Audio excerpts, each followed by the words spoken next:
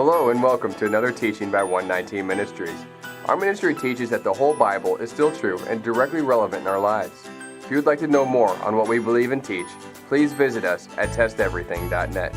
We hope that you enjoy studying and testing the following teaching.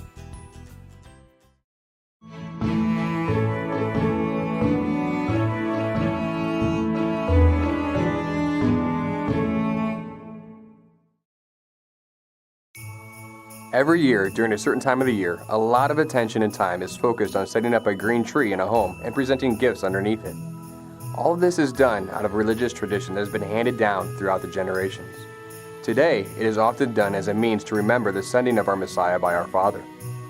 In remembering the teachings of that same Messiah, we also remember that He taught us that traditions can be tricky, that some traditions can actually nullify the Word of God. It is in these circumstances that He reserves some of His harshest words. For example, Mark chapter 7. Now when the Pharisees gathered to Him with some of the scribes who had come from Jerusalem, they saw that some of His disciples ate with hands that were defiled, that is, unwashed. For the Pharisees and all the Jews do not eat unless they wash their hands properly, holding to the tradition of the elders.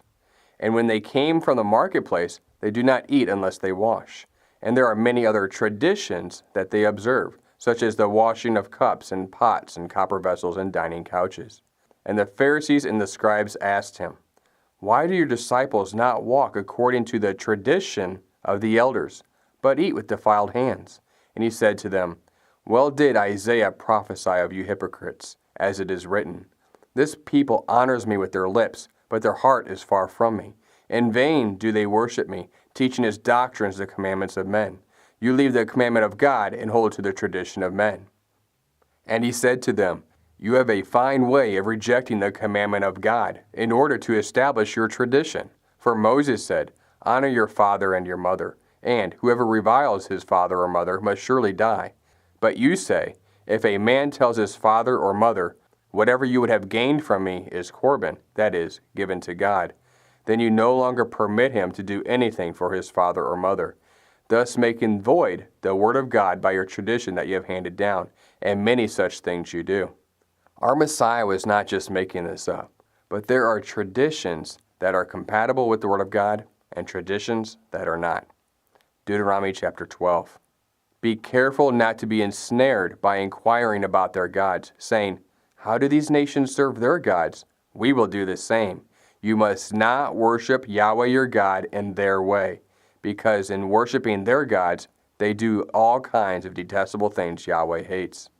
Now we will take what our Messiah and the Word of God just taught us, and test whether the tradition of bringing a green tree is acceptable to our Creator. We will do this by examining the context and tradition surrounding the green tree in the Scriptures.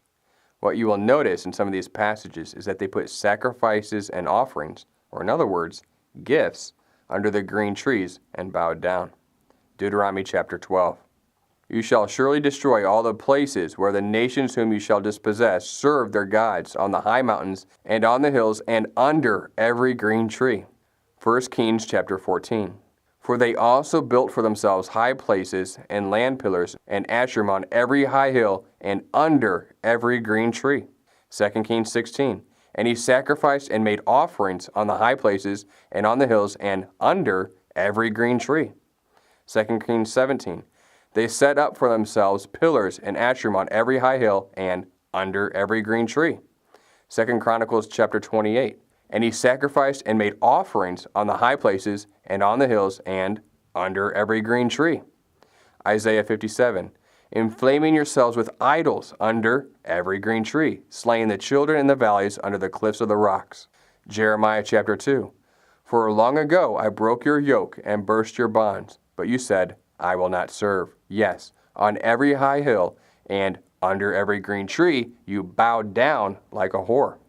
Jeremiah chapter 3 verse 6. "Yahweh said to me in the days of King Josiah, Have you seen what she did?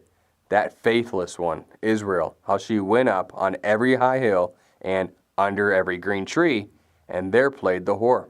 And verse 13, "Only acknowledge your guilt, that you rebelled against Yahweh your God, and scattered your favors among foreigners under every green tree, and that you have not obeyed my voice, declares Yahweh." Ezekiel chapter 6.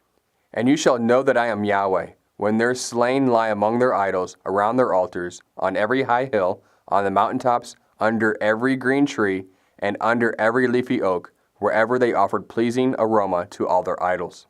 Perhaps the green tree is not something we would want to bring into our homes. You likely noticed that in some of these passages they put sacrifices and offerings, or in other words, gifts, under the green trees and then bowed down. Most don't realize it, but when one places gifts under the green tree, one has to prostrate or bow down under the tree to obtain those same gifts. Clearly, it is likely that no one is intentionally bowing down to a tree, but their tradition inadvertently brings that effect, in the same way that the pagans would worship their gods. What it comes down to is this: we should not want to worship God in the same way that the pagans worship their gods. We should care what God asks us to not do. We all have to deal with this accordingly. We have to ask ourselves, do we want to follow the whole Word of God, or just follow the traditions that are against the Word of God? We hope that this teaching has blessed you. And remember, continue to test everything. Shalom.